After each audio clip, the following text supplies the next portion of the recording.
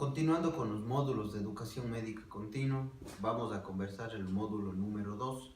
El módulo número 2 hablamos ya de las enfermedades de la nariz y de los senos paranasales. Entonces, primero para hablar de estas enfermedades, que es la rinitis, la poliposis nasosinusal, la sinusitis, necesitamos conocer un poco la anatomía y la fisiología de la nariz.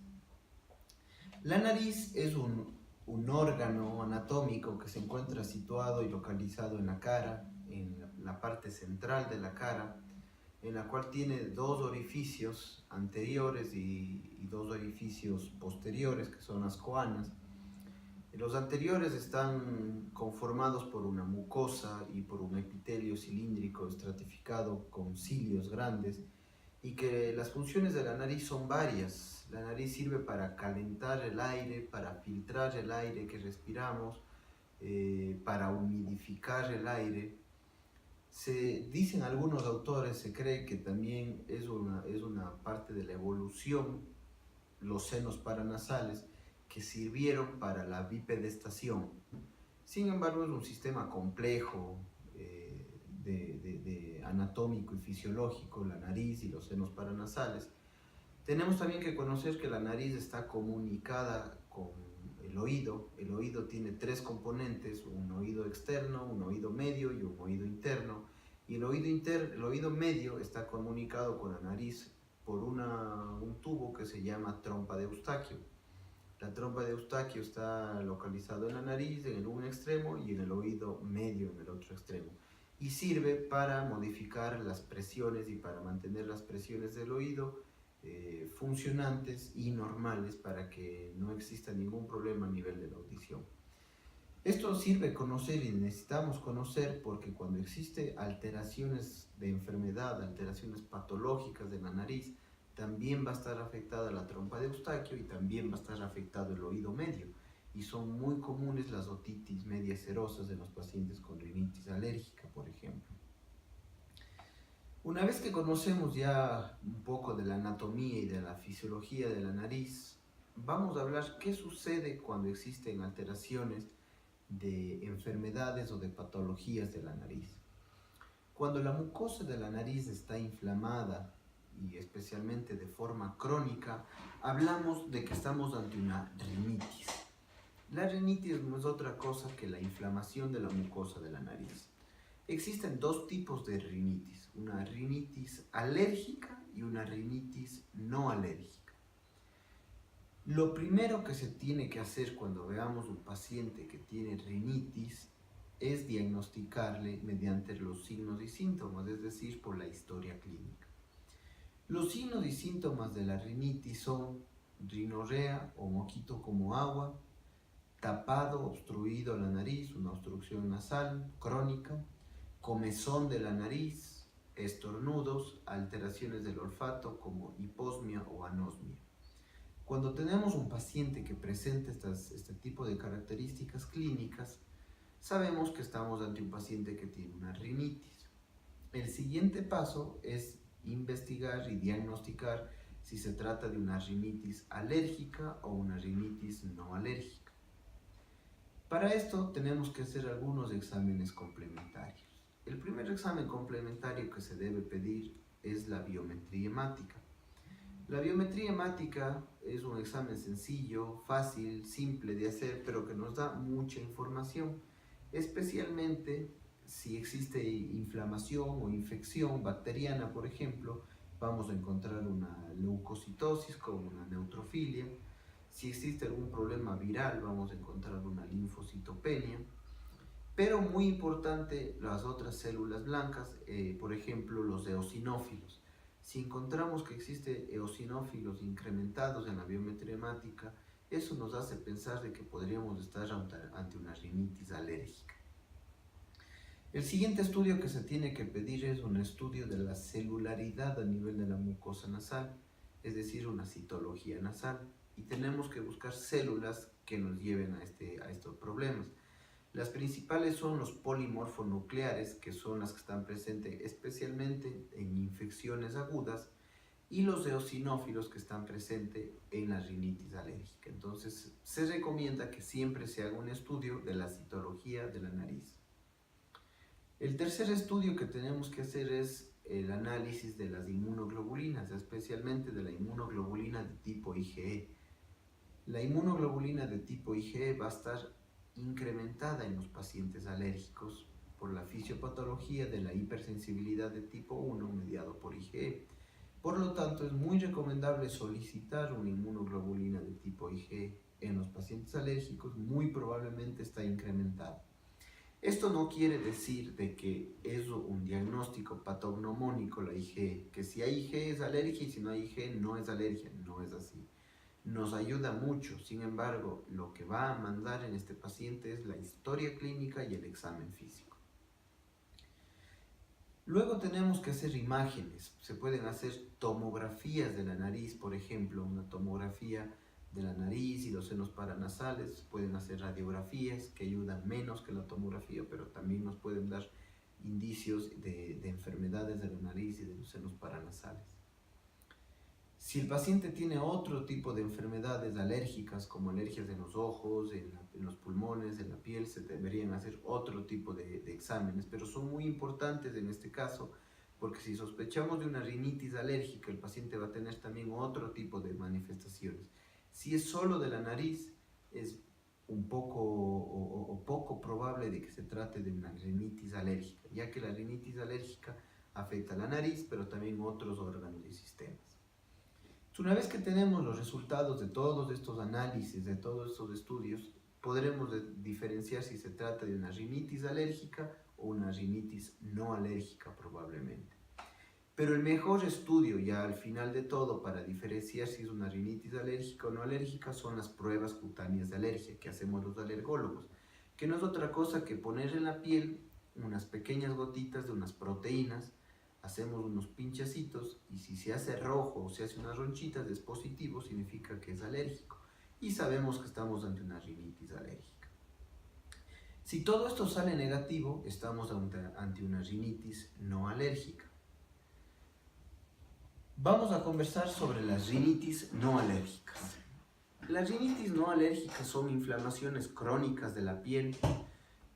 Como su nombre lo dice, la fisiopatología, la inmunología no es mediado por alergias, es mediado por otro tipo de manifestaciones inflamatorias, como pueden ser infecciones, como pueden ser medicamentos, como pueden ser órganos extraños o cuerpos extraños, como pueden ser atrofia por la edad y muchas otras causas. Las principales son la rinitis vasomotora.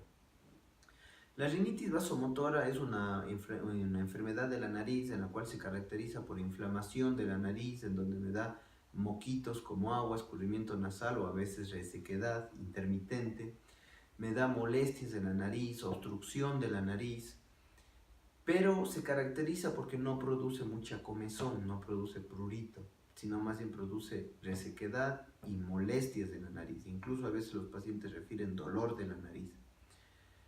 La rinitis vasomotora se exacerba cuando existe cambios de temperatura. Por ejemplo, en el frío se produce una rinitis vasomotora, cambios bruscos de temperatura, cuando se come comida caliente, cuando se come comida picante, se producen los síntomas de la nariz. En este caso, se tiene que dar tratamiento sintomático para la nariz, es decir, aseos nasales, corticoides tópicos, antihistamínicos y a veces antiinflamatorios. El segundo grupo son las rinitis infecciosas. Dentro de las rinitis infecciosas puede haber una rinitis bacteriana, una rinitis viral, una rinitis fúngica o micótica y una rinitis parasitaria.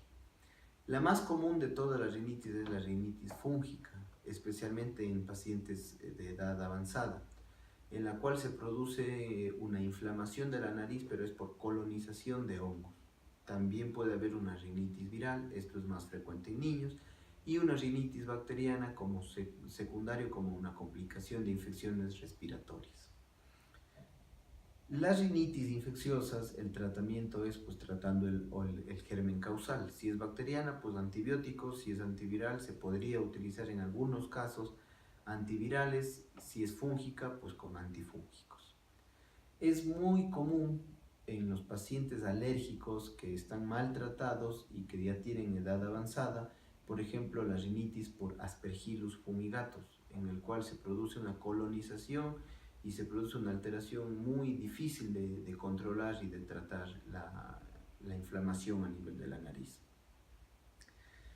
Tenemos otras rinitis no alérgicas como las medicamentosas, por ejemplo.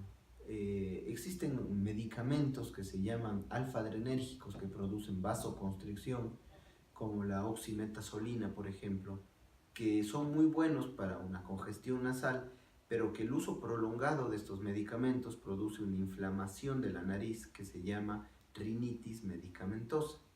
Si el paciente tiene rinitis alérgica o vasomotora o infecciosa y también una medicamentosa, pueden estar todas juntas y eso hablamos de que estamos ante una rinitis de tipo mixta.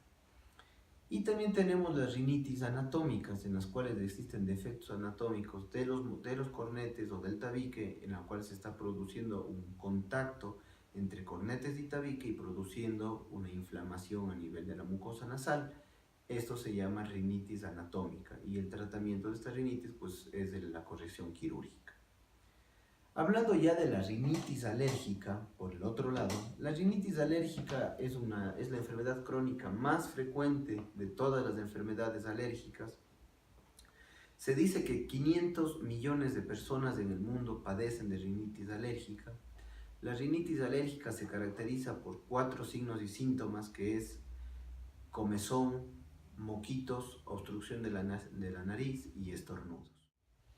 La rinitis alérgica se diagnostica mediante la historia clínica, es decir, tenemos que hacer una anamnesis al paciente y un examen físico al paciente. El anamnesis nos va a decir el paciente que tiene lo que llamamos la tétara de la rinitis alérgica.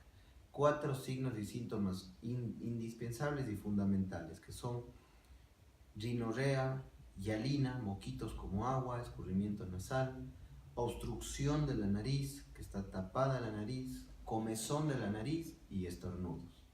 Puede también sumarse alteraciones del olfato como hiposmia.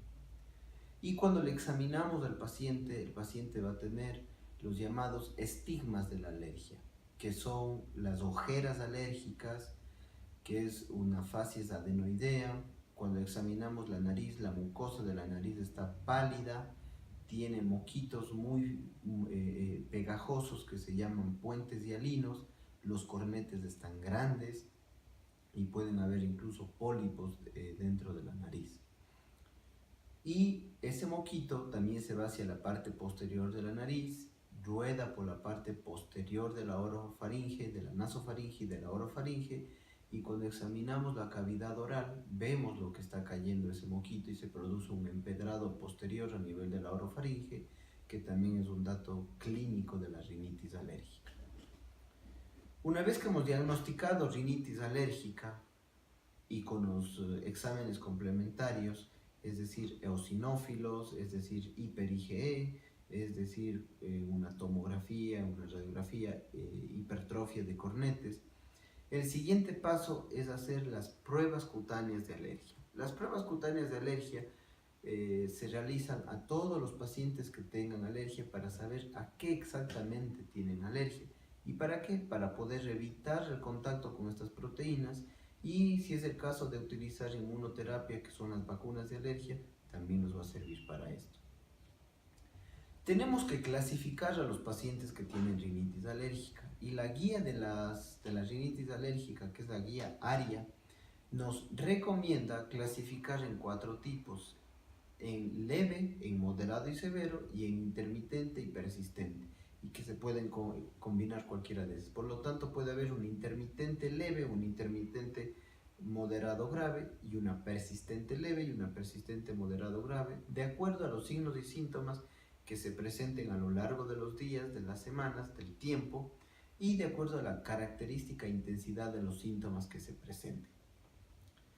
Cuando tenemos ya el diagnóstico, la clasificación de rinitis alérgica, tenemos que saber que las alergias se tratan con antihistamínicos orales, se recomiendan los de segunda generación, se tratan haciendo aseos nasales de la nariz, con corticoides tópicos en la nariz, con cromonas, cromoglicato de sodio y nedocromilo.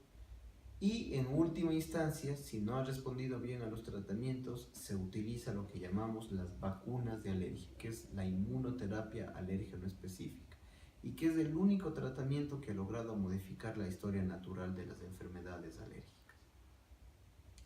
Pero ¿qué sucede cuando hay una rinitis alérgica? La mucosa de la nariz está muy inflamada de forma crónica, y esto hace que se inflamen también unas estructuras esponjosas que están dentro de los orificios nasales, que son los cornetes. Hay 3 cornetes a cada lado, superior, medio e inferior. Los cornetes también se inflaman y los cornetes también crecen, y eso se llama hipertrofia de cornetes. Acordémonos que dentro de la cavidad ósea tenemos unos huecos, unos hoyos, que son los senos paranasales, y que hay los senos maxilares, frontales, etmoidales y esfenoidales, y que están recubiertos por una mucosa productora de moco, y este moquito tiene que drenarse hacia la nariz. El drenaje de los senos paranasales está en la nariz, pero si los cornetes están grandes y se produce una hipertrofia de cornetes, muy frecuentemente se produce la obstrucción del drenaje de la mucosidad de los senos paranasales, se produce una retención de moco en los senos paranasales y una inflamación, y eso se llama sinusitis. Entonces es muy común que un paciente que tenga rinitis alérgica tenga hipertrofia de cornetes y tenga sinusitis. Esto nos lleva a que se active el sistema inmunológico, el sistema de las defensas, en toda la vía respiratoria superior, y que empieza a trabajar con más fuerza, especialmente la inmunidad de tipo humoral, y que empieza a haber una gran presentación de antígenos en los ganglios periféricos y una gran producción de inmunoglobulinas en las células plasmáticas que han madurado. Y todo esto se da en los ganglios periféricos, es decir, en las adenoides y en las amígdalas. Por lo tanto, es muy común encontrar en pacientes con rinitis alérgica hipertrofia de adenoides e hipertrofia de amígdalas. Y de aquí un consejo de que no, la mejor opción es operar adenoides y operar amígdalas. Tenemos que dejar que hagan su trabajo las adenoides y las amígdalas. Pero esto nos lleva a otra enfermedad que se llama sinusitis. Y la sinusitis puede ser una enfermedad mediada por alergia, pero también puede ser no mediada por alergia. La sinusitis, como su nombre lo dice, es una inflamación de los senos paranasales, que también puede ser de forma aguda o de forma crónica, y que puede ser infecciosa o no. Cuando es infecciosa también está dado por virus, bacterias, hongos, parásitos, en algunos de los casos, y que el tratamiento de la sinusitis depende de qué tipo de sinusitis sea, si es una sinusitis aguda o si es una sinusitis crónica, y si ha existido o no una degeneración de la mucosa, lo que le llamamos una poliposis nasosinusal. Pueden haber sinusitis con pólipos y sinusitis sin pólipos. Una de las enfermedades más clásicas de la sinusitis, de la poliposis nasosinusal con sinusitis, es cuando un paciente tiene alergia a los AINES, especialmente a la aspirina, porque la fisiopatología hace de que se produzcan de forma repetitiva la poliposis nasosinusal, y el paciente, cuando tiene asma y tiene este tipo de problemas, se le conoce como una enfermedad exacerbada por la aspirina, antes conocida como triada de Samter. Entonces, de acuerdo a las etiologías, va a ser el diagnóstico y el tratamiento de la sinusitis, que puede ser con corticoides y que puede ser con antibióticos, según sea el caso.